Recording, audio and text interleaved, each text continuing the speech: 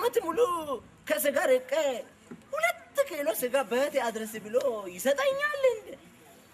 ጌታ ኢየሱስ ለሱ 200 ኪሎ አድርጎ ይስጠውና ይገርማል እኮ። በዚህ ደግሞ ዳቦ ምናምን ብላ ነው አለ። በዳቦ ብላ ለማለት ፈልጎ ነው መሰለኝ። እኔ በዳቦ አይመችልኝም፣ በምጥምጣ ነው የምበላሽ። ሲስተመኛ ሆነ ሰውዬ ነው ራሱ። ተስፉ ነው ደግሞ ካሳይብኝ እኮ አይኔ ላይ አልገባህም። እኔ ሸውጀክ እኮ ሄጄ ነበር።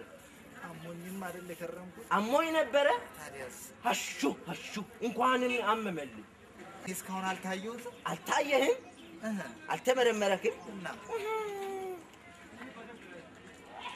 ስማ እንደዚህ አውቀ በሽታዬን አውቃለሁ። ንገረኛ። በሽታዬን ልንገርህ። እንትን የለም ስጋ የለም። ስጋ ግጥም አድርግና ስጋ ብላበት የራሱ ጊዜ ለቀ። አሁን ስጋ ገዝቼ ወደ ቤት እየሄድኩ ነበረ። በቃ ተስፉ ሳየ ጊዜ በጣም ያዛዘንከኝ። ልብ ብዬ ሳየ አዛዘንከኝ። በቃ ትንሽ ሊቦጭቅልህ ሊቦጭቅ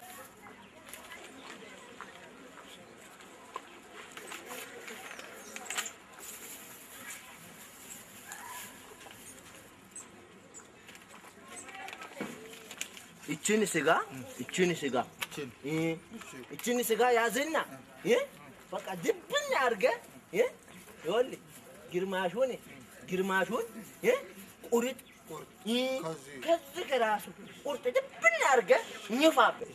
እንደገና ደግሞ ሩቡን ጥብስ የለም ጥብስ በቃ አስጠብስና ግጥም በትኩሱ ከራሱ እንደገና ደግሞ ሩብ አይቀርም። ሩቡን ቅልቅል ታስቀልቅልና እንትማን ይሄ መረቁ የለም መረቁ ሾርባውን በትኩሱ በቃ እንደሱ ያረክ አንድ 5 ቀን ድብን አድርገህ ስትበላበት 5 ቀን ስትበላበት በሽታ ይራሱ ጊዜ ገላል ይልሃል። እሺ እቺን 5 ቀን በቃ እሺ ወይ እግዚአብሔር ምንም ችግር የለም። አንተ ብቻ እንደስ ጋበር ብሎ ትረፍ እንጂ ምንም ችግር የለም። እሺ ስማ ተስፉ እንግዲህ ሰው ሆኖ ማይገናኝ የለምና እንገናኛለን። እሺ ተስፉ ተባረክ። ምንም ችግር የለም አንተ ብቻ